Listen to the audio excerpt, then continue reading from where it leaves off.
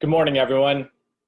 Mike's MMA Picks here with your Fight Morning Quick Card Breakdown show brought to you by BetDSI as well as MMA Odds Breaker. We're here for UFC 255, Davison Figueiredo versus Alex Perez, flyweight title fight on the line. We also have Valentina Shevchenko against Jennifer Maia for their strap.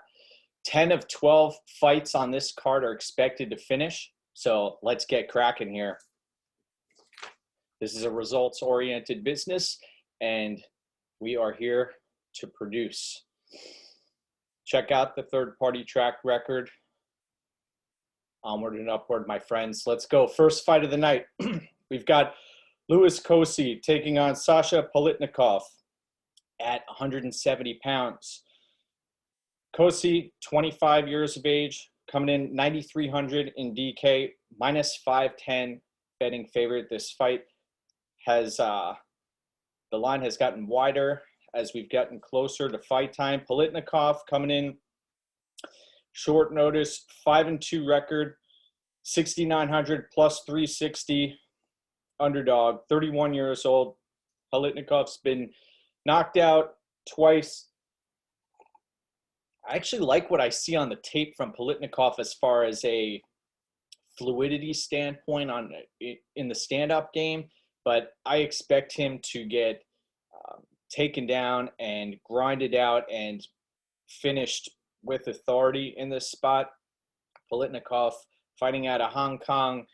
You watched his interviews prior to these fights, and I know he spent some time incarcerated and really worked his way back to get to this point. So this is a feather in his cap getting to the UFC level, but I see Cosce coming in here and putting in work. We saw what he did on the Contender Series as an underdog, and he is a force to be reckoned with. Next up, we have 185 pounders where we have Kyle Daukaus taking on Dustin Stoltzfus. Stoltzfus coming in 7,400 plus 245 underdog, 13-1 record. Stoltzfus, you watch his fights. He is a very disciplined striker on the feet, conventional Muay Thai stand-up, and seems to plod forward at times, welcomes a ground game, and I'll tell you what, Kyle Daukaus will welcome a ground game here. Daukaus coming in 8,800, minus 320 betting favorite. This is a fairly wide line if you ask me. Daukaus still only 27 years old. This fight isn't expected to go to a decision at minus 115. Daukaus on the amateur scene was weighing in at 257 pounds, has righted the ship and now is filling into a middleweight body, but he still looks like he has a lot of room to grow as far as a physicality standpoint. Tough as nails, durable. We saw against Allen, he took a lot of punishment in that fight and kept on ticking. And Stoltzfus, tricky ground game. He has a number of submissions on his record, wide variety of submissions. Looks in shape, also can throw leg kicks, as we saw in his Contender Series bout. A bunch of Contender Series fighters on this card. Daukaus, though, I think he's going to be able to push a pace here, and I think that we're going to see Kyle Daukaus transition, possibly sweep Stoltzfus, and I'll be picking Kyle Daukaus to win this fight. Stoltzfus, though, is going to be live here. I think that the odds are a little off in this spot. Next up, third fight of the night where we have welterweights. We've got Jouban-Gooden, who's making his long-awaited UFC debut. Worked his way through the regional scene. 26 years old, 7,900 in DraftKings plus 120 underdog. Taking on a seasoned veteran in Alan Jouban. Jouban 8,300 in DK, minus 150 at the betting window. 38 years old for Alan Jouban, getting up there in age, and he's a striker by trade although spends time at 10th Planet, lost 3 of his last 4, has been in there with some hefty competition. If you look at Nico Price, Gunnar Nelson, etc., Mike Perry, and the more I watch this fight, I see Gooden as being the hungrier fighter. The tape, you see that Gooden really has put in the time here. And if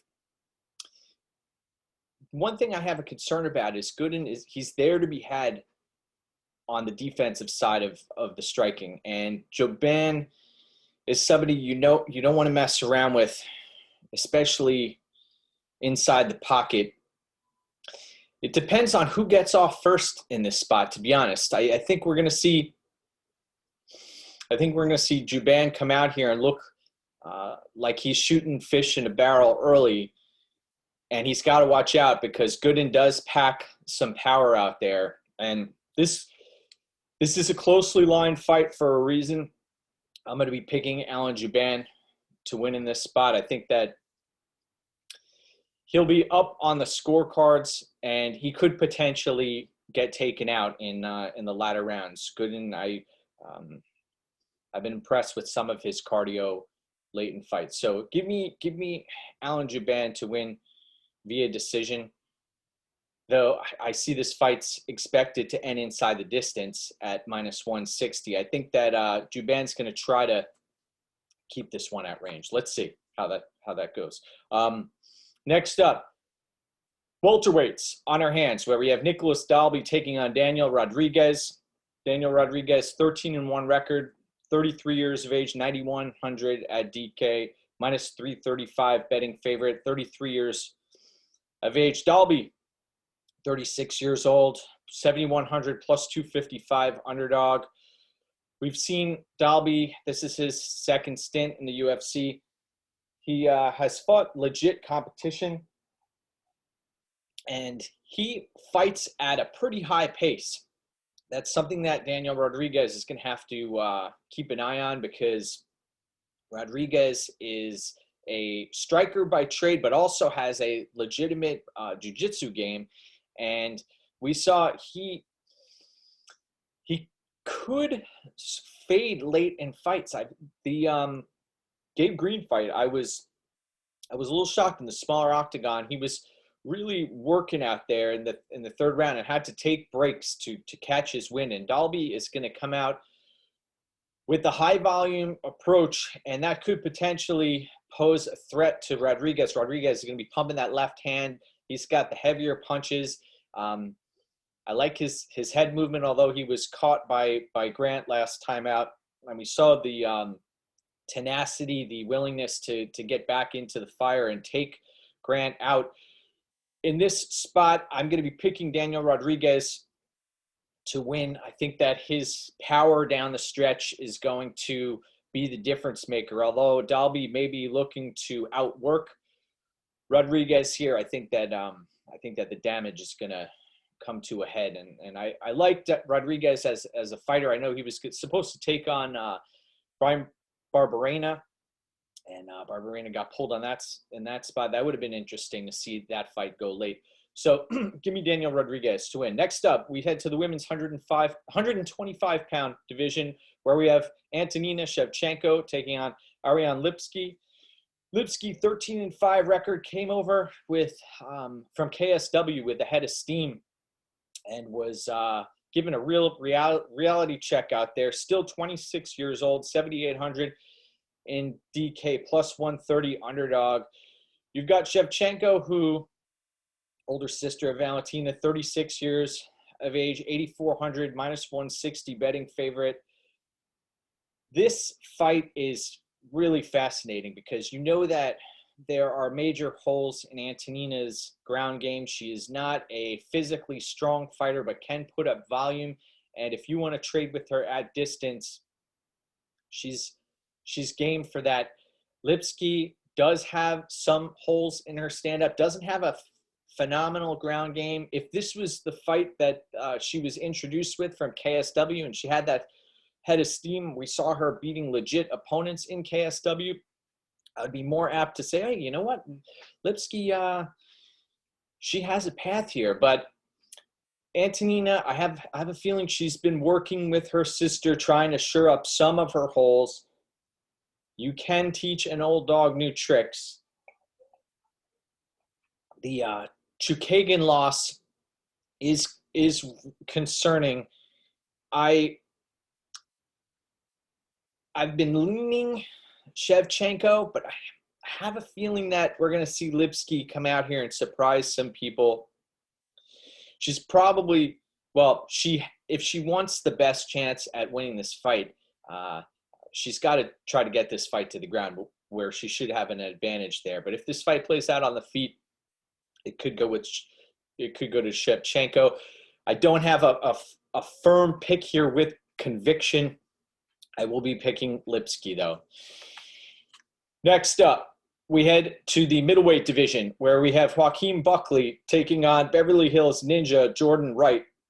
Jordan Wright, 11-0 record, but that is a little deceiving because we did see him get melted by Fluffy Hernandez on Contender Series. 29 years of age for Wright, 7,300 plus 195 betting underdog.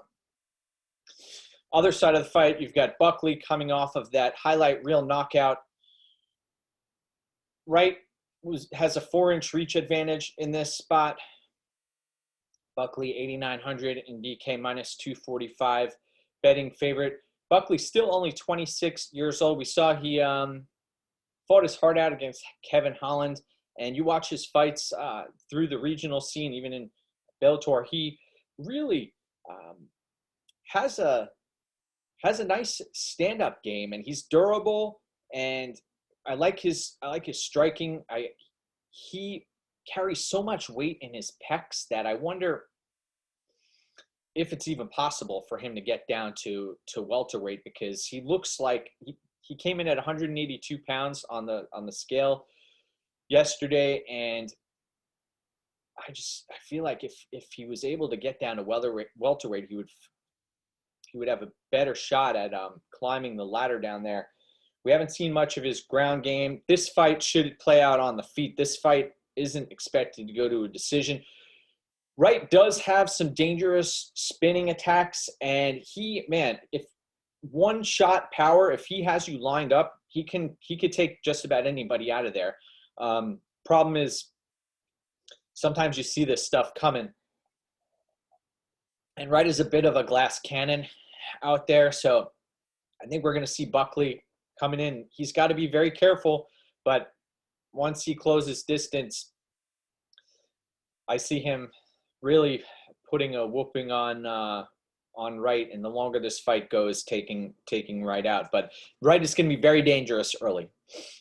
Next up, we head to the people's, well, we've got two people's main events, but one of them is going to be Brandon Moreno taking on Moreno-Royval at 125 pounds. This is a very fascinating matchup where you have Moreno-Royval, who came in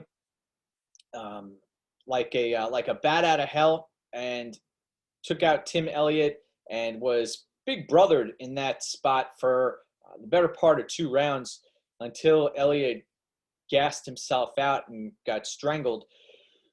Royval 7,600 in DK plus 155 underdog. 28 years old, believe it or not. Royval's the older fighter in this spot, yet Moreno's has a wealth of experience. 17-5-1 record for Moreno, 8,600 in DK minus 185 betting favorite. So very interesting spot. So you have Royval coming in, the taller. You'd think he's the longer fighter. Both of these fighters have almost identical reach. Royval is going to be looking to excel in the scrambles in this spot.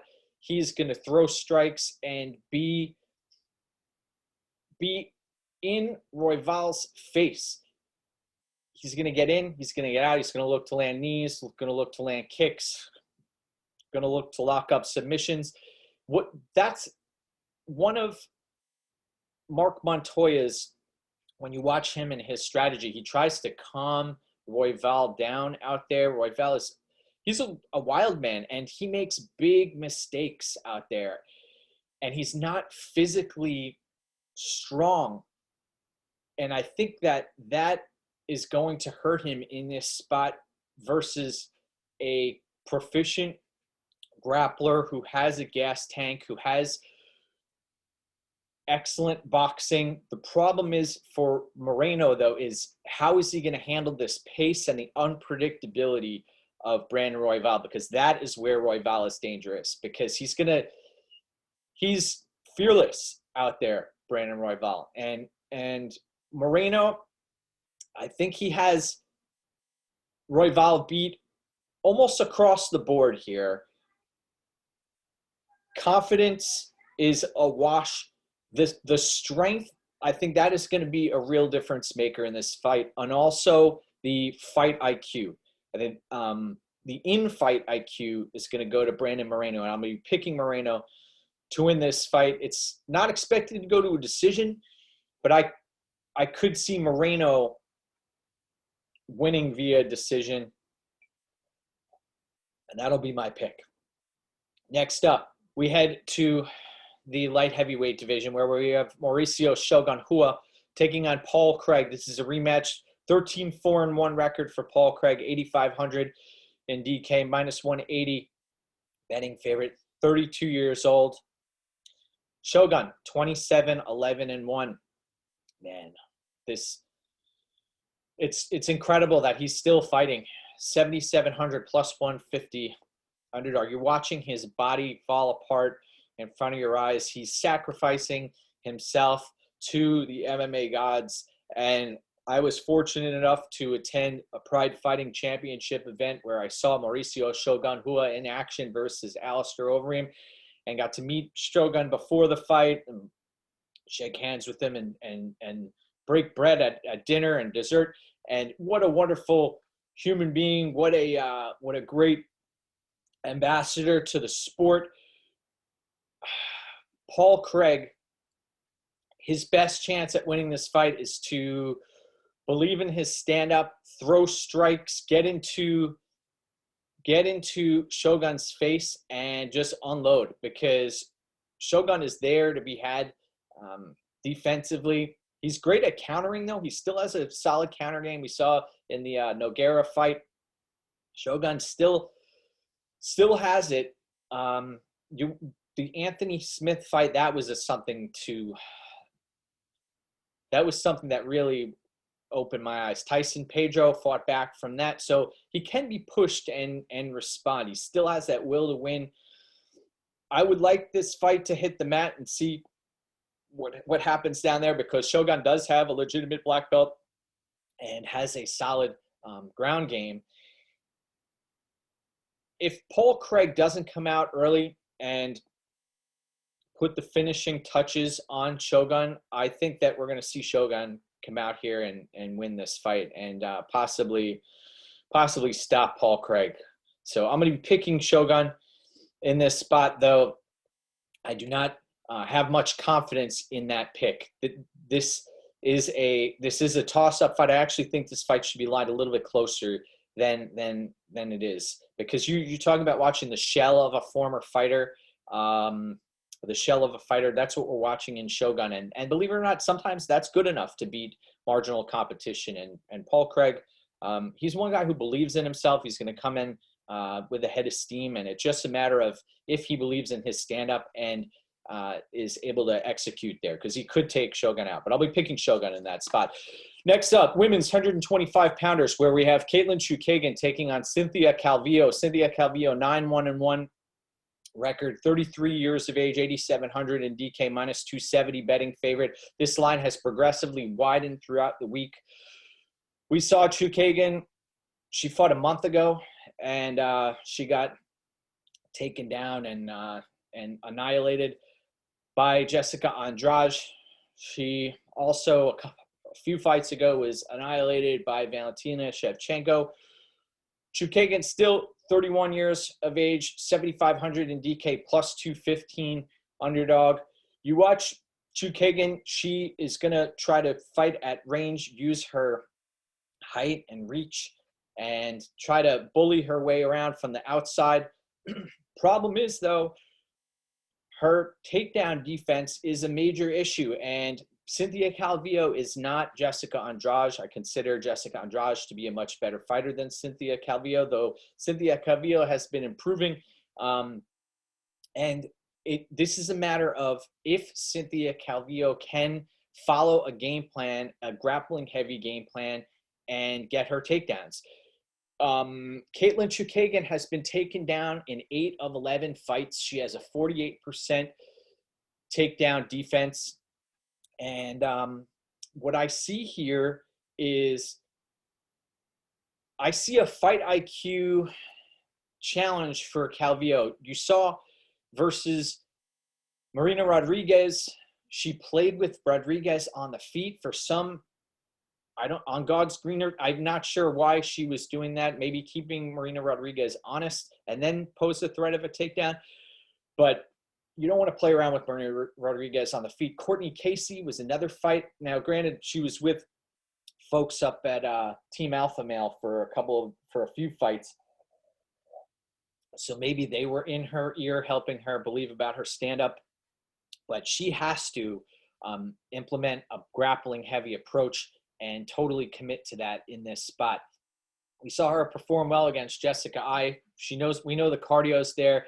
We know the cardio's there for Chookagian also, but in the smaller octagon, I don't expect we'll see Chookagian have the space to work at range. And this is going to be a nasty fight from Cynthia Calvillo. I expect Calvillo to win, and the line though is wider than I'd like. So give me Calvillo.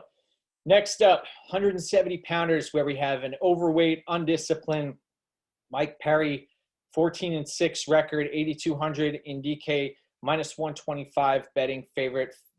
Taking on Tim the Dirty Bird Means, 30-12-1 record, $8,000, minus 105 for Means. Problem for Tim Means, though, is he is getting up there in age, and he was the one who was disciplined, made the weight. He was one of the first fighters on the scale.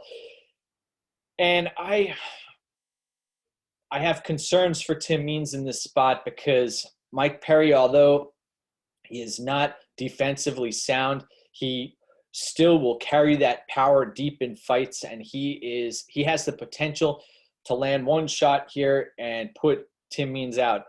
I think we're going to see Tim Means come out, get to an early start, and really it's going to be like shooting fish in a barrel for Tim Means. You watch the Vicente Luque fight, you watch the Jeff Neal fight, you watched a number of fights where progressively Mike Perry's stand-up has really deteriorated. And even the Ellenberger fight, he was losing that fight up until landing that huge elbow. I think Tim Means is going to come out here and has the potential to finish Mike Perry, but it is a very dangerous spot. I think if folks are able to get a good dog odds on Means, that may be a spot. I don't expect this fight to go to a decision. The missing weight for Mike Perry, I think that's a red flag. He also looks like he's carrying an extra 15 or 20 pounds throughout his frame. And Tim Means, I don't trust him that much in this spot. I think that you look at the wars he's had inside of the octagon, he's had a rough upbringing, and this guy you're talking about somebody who will fight for your money. Tim Means will do that. He will give you everything he's got. The Daniel Rodriguez fight, went out there and looked supremely confident, talked a great game, was having some success early, and then boom, got knocked out and submitted in that spot, but was really hurt badly. So all it takes is one shot for Mike Perry. But I'm going to be picking Tim Means in this spot. Very dangerous spot, though. And we'll see. Perry, sometimes he's tough to get out of there. But I think he's going to be wearing a ton of damage if he can't knock Tim Means out. Next up, we head to the co-main event of the evening where we have Valentina Shevchenko taking on Jennifer Maia. Wow, look at this. Shevchenko, minus 1,700, 9,600 in DK, your highest priced fighter for Shevchenko. Makes sense, though. Jennifer Maia coming in 6,600 plus 800 underdog. Maia, shoot box fighter with a Muay Thai background. My concern is Shevchenko going to be able to finish in this spot and going to be able to put enough DraftKings points up to reach and exceed her salary. And sometimes she comes out and puts on a striking clinic, and I suspect that's what she's going to do in this spot. She'll probably take her time. I'm going to say third or fourth round. We'll see her pull away and really end it in emphatic fashion, and we'll see her perform her trademark dance inside of the octagon. Maia, live in the first round. We saw her win over Roxanne Modafferi. Nice performance against Calderwood, though Calderwood isn't Shevchenko.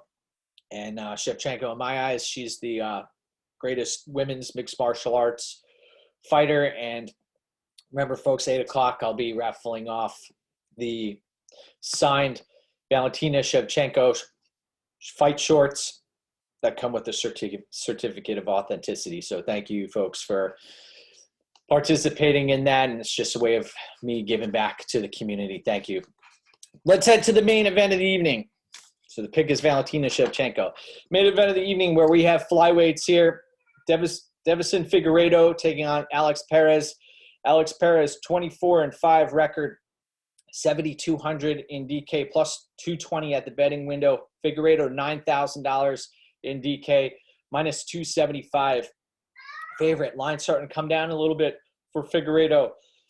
Both of these guys made weight early in their weigh-ins. I love this fight. What a tremendous matchup for the strap. I respect both of these fighters immensely, and both of these fighters have been a money train for me through the years. I've been on Alex Perez documented third-party tracked versus Formiga versus at plus money versus Espinoza versus Torres versus De La Rosa versus Shelton versus De Tomas. Although Formiga, I think I tipped him versus Formiga. I think I tipped him around minus 125 or minus 135. I have to go back and check. Next, so the only time I've faded Alex Perez is versus Joseph Benavidez. Perez is a fighter who has a legitimate kicking game. He is tough as nails. He is massive for the weight division. He has a dangerous ground game and wrestling game and submission game. And if he's able to get top control on you, you are in big trouble. At 7,200 in DK, I don't blame folks for going out of their way and playing Alex Perez. Figueiredo, 19-1 record. I know folks get on his case about the Jared Brooks fight, and you watch his only loss as far as a legitimate record goes is to Formiga. And Figueiredo is a power puncher, believe it or not, at the 125-pound division, 32 years old, is lightning quick, evasive, believes in his stand-up, and has a legitimate black belt. He is very dangerous on the ground as well. You watch the fight against Joseph Morales, against Moraga. There are a bunch of fights where he just overwhelms opponents with power. You saw what he did against Benavidez both times. And I was on Benavidez the first time against Figueiredo, and you saw just the difference in power. And I see the leg kicks for Perez being a potential difference maker for him in this spot, that if he invests in those, he could potentially drag this fight out and win late. He also, I want to see how these guys perform in the latter rounds. The problem with landing those leg kicks is you're up against a fighter who throws heavy, heavy, heavy counters. And as Perez is throwing those leg kicks, I think we're going to see Figueiredo land the heavier punches, punches that could potentially be fight-changing punches, and may thwart Perez's kicking approach. So he may look to change it up and come at you from a grappling perspective. I like the Team Oyama behind Perez. I like Marlon Chito Vera helping Alex Perez. But I'm going to be picking Deiveson Figueiredo to win this fight and do so inside the distance. I think that we're going to see Figueiredo's the speed difference. In a way, Perez is almost like a plodding fighter when he's on the feet. He throws for power. You watch the Shorty Torres fight, and during that fight or afterwards, he said that he's a wrestler by trade. He's not a striker, and people are trying to help him believe in his hands. So I'm going to be picking Figueiredo. I think that he is going to be the fighter who really changes things up here and gets it done. I want to thank everybody for tuning in today. You can check out my premium picks at MMA Oddsbreaker Premium. Got a few plays up for this card, and you can follow me on Twitter at MikesMMAPicks. You can follow me at BetMMATips at MikesMMAPicks, and don't forget to go out and get what's yours, my friends. This is your time. Have a tremendous fight day. Thank you, everybody, for your support. I really appreciate it. Don't forget to hit the like and subscribe button. And if you'd like to support the cause, you can give us a follow. And remember, tonight we'll be also giving away those Valentina Shevchenko shorts. So I want to wish everybody a great fight day. Thank you so much. Take care.